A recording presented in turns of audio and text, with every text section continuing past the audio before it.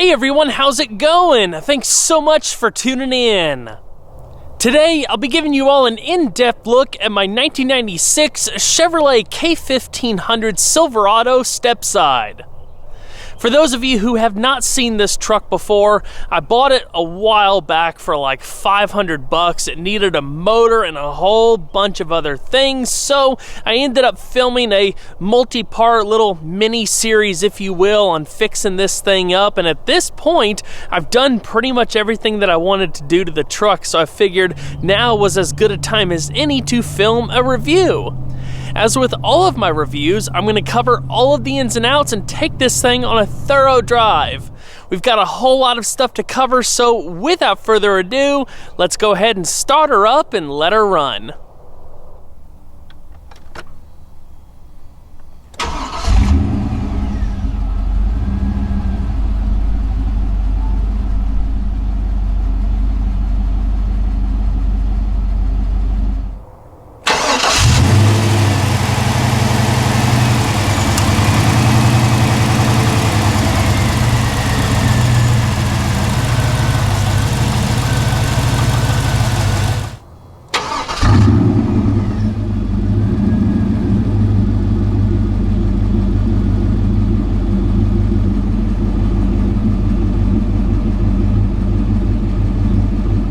This generation of Chevrolet truck has been rising in popularity with collectors and builders for the last decade or so. It's no surprise, especially with my generation, as this is the stuff we grew up with and so desperately wanted back in the day when the ability to drive seemed so far away. I have fond memories of watching Chevrolet's classic Like a Rock commercials and thinking just how cool those trucks were. For me, buying this truck was an awesome opportunity to get into an OBS Chevy for little money and bring it back to its former glory. There's just something that's so gratifying about taking something that was destined for the junkyard and giving it a new lease on life. I wanted to keep everything as stock or original as possible, but make a few small improvements here and there. While I didn't make a ton of videos in this series, unlike some of my other builds, this was one of the most fun projects I've done thus far. When these trucks were first introduced in 1988, they were a dramatic departure from the long-running square-body Chevys that had been in production since 1973. Along with being a significant visual departure, there were even more noteworthy changes underneath. For example, this generation was the first GM pickup to have an independent front suspension on 4x4 models, with torsion bars and CV joints replacing the solid front axle and leaf springs found in the previous generation. Another change was shift-on-the-fly four-wheel drive, which replaced the previous generation's manually locking hubs. The frame was widened too in order to move the fuel tank more inboard for added safety. Over their 10-plus year lifespan, these trucks just got better and better in terms of design, comfort, reliability, power, and safety, with some of the biggest changes arriving in the mid-90s. Marketed as the C and K trucks for two-wheel drive and four-wheel drive respectively, the nomenclature was different as the name Silverado originally denoted the top trim level as it did in years before. It wasn't until the generation after this that the Chevy trucks adopted Silverado as the truck's official name, at which there were different trim levels of the Silverado. Of course, there were plenty of body and bed configurations to choose from, not to mention a plethora of engine and transmission combinations. Early on, there were three trim levels: Cheyenne, Scottsdale, and Silverado. The Scottsdale was eventually dropped from the lineup. Offered in 1500, 2500, and 3500 grades, there was plenty of capability for whatever your needs were. Styling-wise, there were several changes leading up to 1996. In 1990, Chevrolet ditched the original quad glass headlamps for composite headlamps with serviceable bulbs. In 1994, there was an exterior facelift that featured a redesigned grille and the addition of a third brake light for added safety. A cargo lamp also became standard. In 1995, new composite breakaway side view mirrors were added. Largely, the overall body styling of these trucks remained unchanged, except in 1996 when extended cabs began offering a third door for better access to the rear seat. There were 10 exterior colors offered in 1996, with this truck being finished in Victory Red. There's a lot of great things about these trucks, but there's also some things to be aware of if you're looking to purchase one. For one, rust can be an issue, mainly in the cab corners, rocker panels, and wheel arches. This truck needs cab corners, but it otherwise is rust-free, thankfully. Another issue is interior plastics, but this mainly pertains to the earlier interior design. Depending on how these trucks are cared for, the plastics can easily become discolored, deteriorated, brittle, and broken. Clear coat and paint is another common issue with many 80s and 90s vehicles, and the OBS trucks were not immune. The clear coat on most of this truck is cracked or peeled off completely. Aside from that, these trucks are simple, solid, and easy to work on.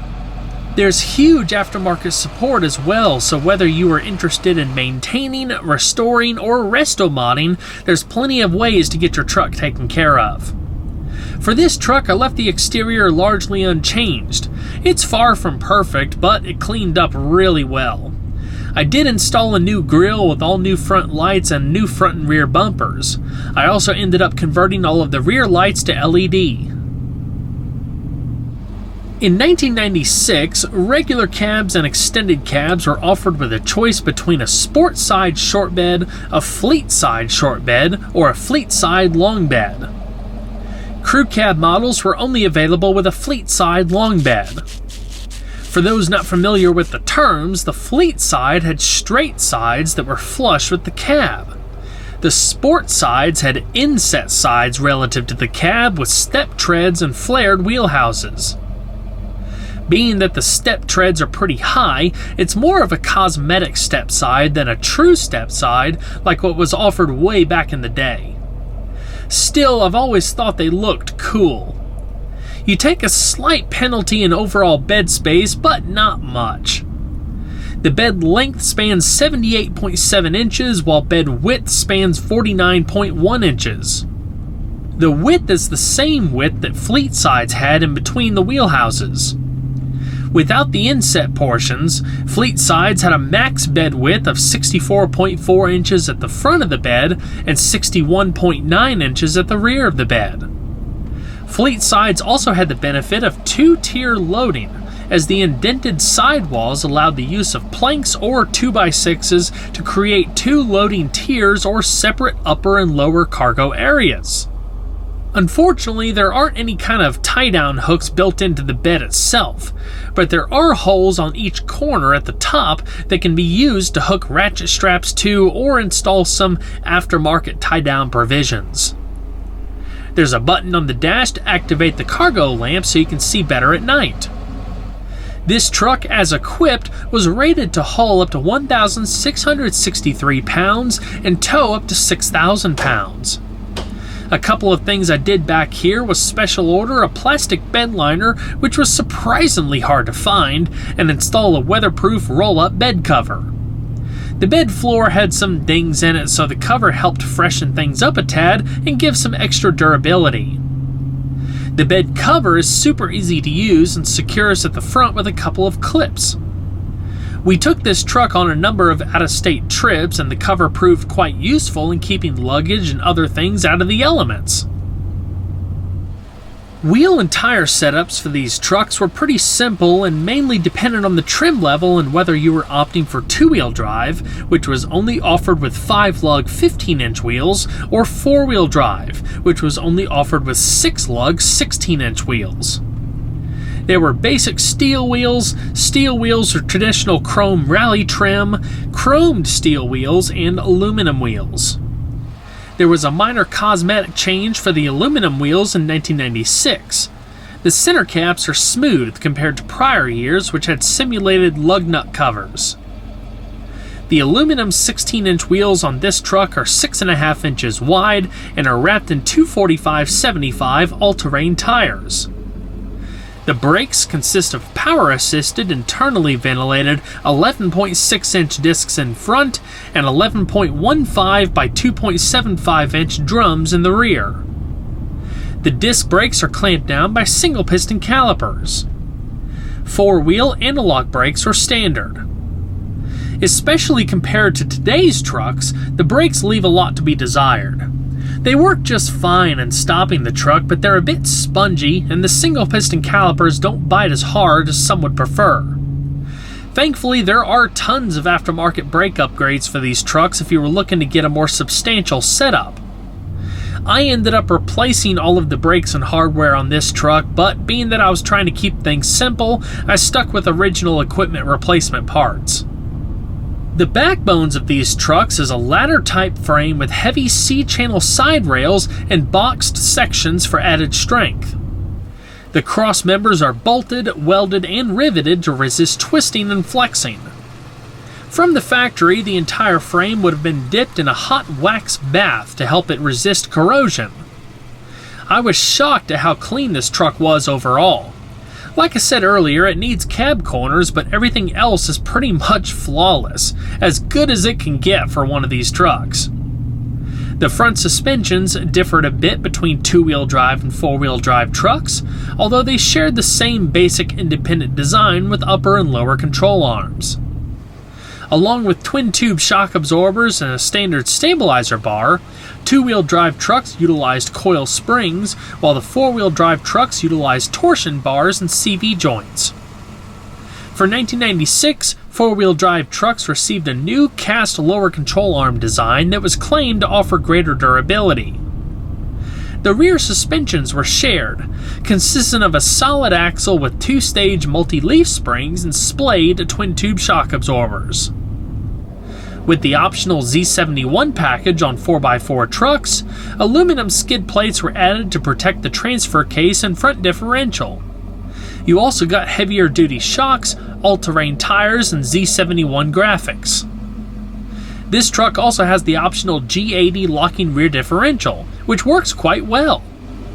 The steering system is power assisted with a variable ratio and features a steering gearbox mounted on the frame rail, along with a pitman arm and idler arm to help locate the center linkage and tie rods. The steering's variable ratio made low-speed maneuvering easy, while providing excellent response and on-center feel at higher speeds. The Silverado trim included a leather-wrapped steering wheel as standard equipment. Without a doubt, the biggest change for the 1996 model year was the introduction of a whole new lineup of gas engines. Despite having the same displacements as before, the engines all had significant increases in horsepower and torque ratings compared to their predecessors. The new engine lineup fell under new nomenclature too, Vortec. With half-ton trucks, you had the option of a 4.3-liter V6, a 5-liter V8, or a 5.7-liter V8. This truck, equipped with the 5.7-liter, boasts 50 additional horsepower for a total of 250 at 4,600 RPM and 335 pound-feet of torque at 2,800 RPM. While not exceptionally powerful by today's standards, the strong low-end torque greatly improved towing performance of these trucks, especially when towing up steeper grades. They also proved to be quite a bit more refined in daily use, thanks to a new high-efficiency ignition system, a more driver-friendly progressive throttle linkage, and more. Some additional benefits also included new 100,000-mile coolant and 100,000-mile tune-ups. One of the reasons I got this truck so cheap is that it needed a motor, amongst a whole bunch of other things. I ended up replacing it with a low-mile 5.7-liter Vortec that was pulled from a wrecked work truck. In the process, I tore the engine down, resealed the whole thing, did a valve job, and replaced everything else, including all of the accessories, sensors, and more. Because of how long it sat before I bought it, I also replaced the entire fuel system, including the lines, tank, sending unit, and fuel pump. Another new feature for 1996 was an aluminized stainless steel exhaust system from the catalytic converter back for added corrosion resistance. Unfortunately, the original cat was stolen off this truck and the rest of the exhaust was butchered, so I took the opportunity to have a little fun by installing a custom true dual exhaust system with a dual-in, dual-out Black Widow muffler and quad stainless steel tips. I also installed replacement catalytic converters to retain the original functionality. It's an aggressive sounding exhaust setup that snaps and crackles like crazy. It's extremely entertaining. The engine features cast iron construction for the block, heads, and exhaust manifolds. The intake manifold is a two-piece design, with the lower portion being aluminum and the upper portion being composite. The sequential fuel injection unit is located within the intake manifold. The SFI system alone was a huge improvement over the previous throttle body fuel injection setups. The valve train consists of an overhead valve layout with 2 valves per cylinder. The compression ratio is 9.4 to 1. Max engine speed is around 5,500 RPM. An all-new OBD2 system introduced a new generation of onboard diagnostics by enabling technicians to provide quick and more accurate service. This was by far the most advanced Gen 1 small block V8 that Chevrolet ever produced. Even though there were a ton of these engines made, they were relatively short-lived as the all-new Gen 3 LS-based truck motors were just a few years away. Another pretty cool feature added for 1996 was an under-hood tool storage compartment. One of my favorite features, though, is the under-hood light that mounts to the firewall. It's actually removable and comes with a magnet on the backside. You can unwind it from the housing, and the lengthy cord allows you to take it all the way to the back of the truck for an extra helping hand when working at night. When you're done with it, simply reel it back into its housing and secure it in place. As far as fuel economy, the 5.7-liter Vortec ran on regular unleaded. Fleet-side short bed and sport-side models had a fuel capacity of 25 gallons. Fuel economy isn't that great as this truck is currently rated between 11 miles per gallon in the city and 15 miles per gallon on the highway. In day-to-day use, I saw around 13 or 14 miles per gallon. As far as transmissions, there were 2 to choose from, including a standard 5-speed manual or an optional 4-speed electronically controlled automatic with overdrive. With the automatic, you had a 3.42 final drive ratio, but with the manual, you had the option of either a 3.42 ratio or a 3.73 ratio. The transmission performs exactly as it should, with smooth shifts and automatic compensation for load and grade variances. The transmission can be a weak point for these trucks, though. In fact, this truck's original transmission was replaced with a new GM Goodwrench unit some time ago. 4-wheel drive was of course optional, but in 1996 you had a choice between a manual transfer case selector in the floor or the new electrically operated InstaTrack system.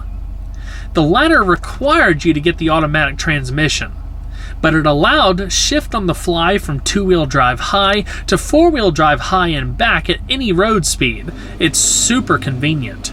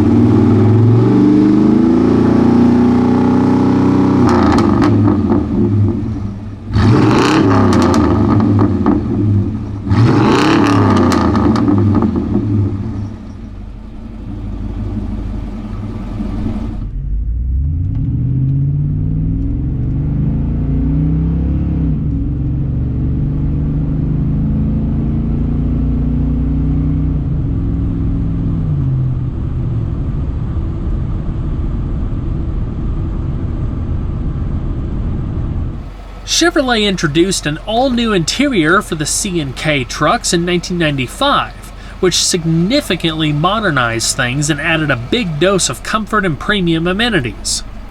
I've always liked the simplicity of the earlier OBS trucks, but you can't deny the improved quality of these interiors. This is another area where I did a lot of work. Due to a leaky windshield and back glass, I ended up replacing them both and installed new carpet as well as new sound deadening. I ended up using Second Skin automotive insulation to add significantly more sound deadening than what the factory offered, which made a huge difference, especially with having the louder exhaust. Aside from a thorough cleaning, the interior didn't need much else. It was in fantastic condition already. The Silverado, being top of the line, gave a unique luxury feel to these trucks. Along with additional sound insulation compared to what came on a Cheyenne, you had higher quality standard cloth upholstery and the option of premium leather upholstery. There were 4 interior colors available: gray, blue, red, and tan. With the nicer upholstery came more premium door trim panels with color-keyed vinyl wrapping and cloth inserts, as well as molded armrests and carpeted lower areas with map pockets and lighted red and white reflectors. Color-keyed carpeting was also standard, along with front and rear floor mats with extended cabs. Power windows, locks, and mirrors were also standard on the Silverado. In my opinion, these newly contoured seats at the time offered the most comfort compared to the Ford F-Series and the Dodge Ram. Extended cab trucks were offered with 3 front seat options. The Cheyenne had a basic 60/40 bench that was wrapped in vinyl or cloth. Silverados came standard with a reclining 60/40 bench that was wrapped in higher quality custom cloth. The Silverado bench also had a center storage armrest. This truck has the option of the high-back reclining bucket seats with a multi-feature center console. Speaking from experience, the optional leather was incredibly soft and supple. However, long-term, the cloth had better durability. I firmly believe these trucks had better interior build quality and were more comfortable than the generation that followed. Powered lumbar was standard for the driver and front passenger on the Silverado, while power sliding and tilting was an option for the driver's seat. The bucket seat design also incorporated fold-down armrests. A tilt steering wheel is standard on the Silverado, along with electronic cruise control. In 1996, Silverados also became available with a new electrochromatic rearview mirror that offered auto-dimming and a built-in compass. The power ports in the lower portion of the dashboard also offered better access with a separate ashtray cover. As far as the audio system, there were a few different options for the Silverado. The standard setup, which this truck had originally, was an AM/FM radio with a built-in cassette tape player. The next rung up was essentially the same radio but with extra features, like automatic tone control, speed compensated volume, preset scan, theft lock, and more. The other 2 options included a radio with a CD player or one that offered both a CD player and a tape player. The standard 4-speaker sound system was basic at best. However, Silverados also had the option of a 6-speaker enhanced performance sound system. I swapped out the base radio for an aftermarket double-din radio, which required me to get a custom dash bezel so that it installed properly in place of the original radio, which was a 1.5-din unit. The bezel allowed for factory-style positioning of the climate controls and a new storage pocket beneath them. I ended up painting the air vents and cup holders to match the bezel. With the new radio, I have access to Apple CarPlay, which includes navigation, hands-free telephone, music streaming, and more. It definitely makes life easier with driving an older vehicle in this technology-driven world we live in. CFC-free air conditioning was standard on the Silverado and optional on the Cheyenne. It's super easy to operate with 3 twist dials. The center console in this truck is pretty cool as it offers a lot of functionality. In addition to having a front compartment for stowing cassette tapes or CDs, there's a large covered compartment and goodies for the rear passengers. The top tray flips forward to act as a clipboard if you wanted to secure a notepad. While this truck doesn't have it, the newly optional easy access system on extended cab short bed Silverados featured a swing-out panel located behind the passenger side door for convenient rear seat access for passengers or cargo loading. This limited the need to put the seats forward for rear seat access. That being said, there are no grab handles or any kind of device to make rear seat ingress any easier, so having the third door option was a nice touch. The passenger seat, being that it doesn't have the power adjustments on the driver's seat, can be tilted and slid all the way forward, making rear seat access quicker and more convenient than it would be coming from the driver's side. While extended cabs are far more practical than regular cabs, they don't offer near as much passenger volume as you would find in a full-size crew cab. Headroom is not an issue, it's the limited leg space. I'm 5 foot 10 inches, and while I could fit in the back, I'd have to put my legs to the side to allow the front seat backs enough room.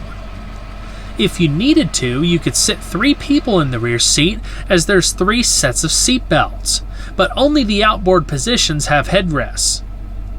Additional rear seat amenities include ashtrays and large storage pockets on either side panel, overhead illumination, and in the back of the center console, 2 pop-out cup holders and an additional storage compartment. The rear seat can also be folded down or flipped up depending on storage needs. Underneath the seat on the passenger side is where you'll find all of the tire changing equipment. A full-size spare tire is located underneath the rear of the truck. Well, everyone, that's going to wrap it up for this video. I hope you all enjoyed the in-depth look at my 96 Chevy K1500. Be sure to stay tuned next time and leave a like down below because it really helps the videos a lot. If you haven't subscribed already, consider doing that too, and make sure that notification box is selected so you don't miss out on all of the upcoming content. I'll see you guys on the next one. Take care.